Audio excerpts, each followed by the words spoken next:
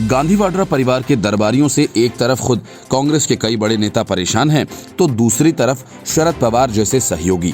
कांग्रेस के नेता इसलिए परेशान हैं कि पार्टी में उनके हिसाब से काम नहीं हो पा रहा है, पार्टी गर्त में डूबती जा रही है।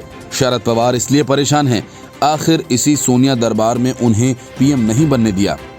लेकिन मौके की तलाश में घात लगाए बैठे शरद पवार को ये लगने लगा कि अब मौका उनके पास है, इसलिए पहले राहुल गांधी पर हमला किया, फिर यूपीए चेयरमैन बनने का सुर्रा छोड़ दिया। अब उनके चेले चपाटे उनको पीएम पद का सबसे योग्य उम्मीदवार बताने में जुट गए हैं। असल में पूरी तैयारी 2023 में होने वाले लोकसभा चुनावों की है, जिसमें कांग्रेस के पीएम कैंडिडेट जाहिर तौर पर राहुल गांधी हैं।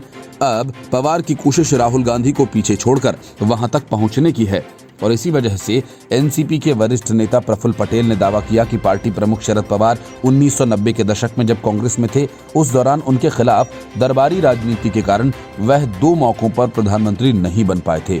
पटेल ने पवार के 80वें जन्मदिन के मौके पर कहा कि ये अधूरा सपना पूरा हो सकता है। पटेल ने एक समाचार पत्र में प्रकाशित अपने आलेख में कहा कि पवार ने बहुत कम समय में कांग्रेस में अग्रिम पंक्ति के नेता के रूप में अपनी स्थिति को मजबूत कर लिया था। वह 1991 और 1996 में प्रधानमंत्री की भूमिका के लिए निश्चित रूप से स्वाभाविक उम्मीदवार थे, लेकिन दिल्ली के दरबारी राजनीति में इसमें अवरोध पैदा करने की कोशिश की। निश्चित रूप से यह न केवल उनके लिए एक व्यक्तिगत क्षति थी, बल्कि उससे भी ज्यादा पार्टी और देश के लिए क्षति थी। उन्होंने कहा कि दिल्ली में कांग्रेस के दरबार का एक तबका प्रभावशाली नेताओं को कमजोर करने के लिए राज्य इकाइयों में विद्रोहों को बढ़ावा देता था।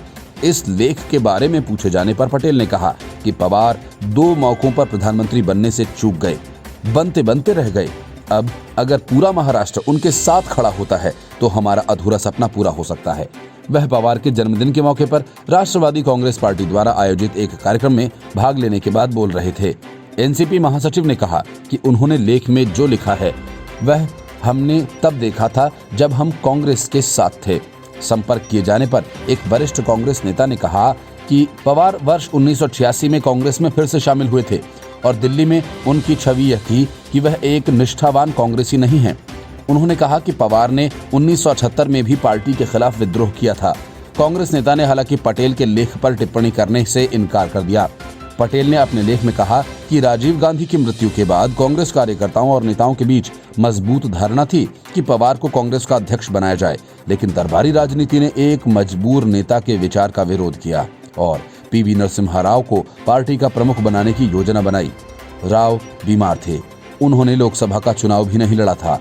वह सेवानिवृत्त होकर हैदराबाद में रहने की योजना बना रहे थे, लेकिन उन्हें राजी किया गया और सिर्फ पवार की उम्मीदवारी का विरोध करने के लिए उन्हें कांग्रेस का अध्यक्ष बनाया गया।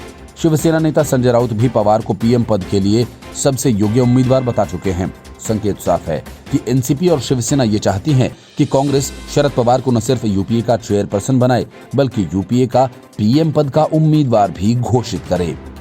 Bureau report, news of India.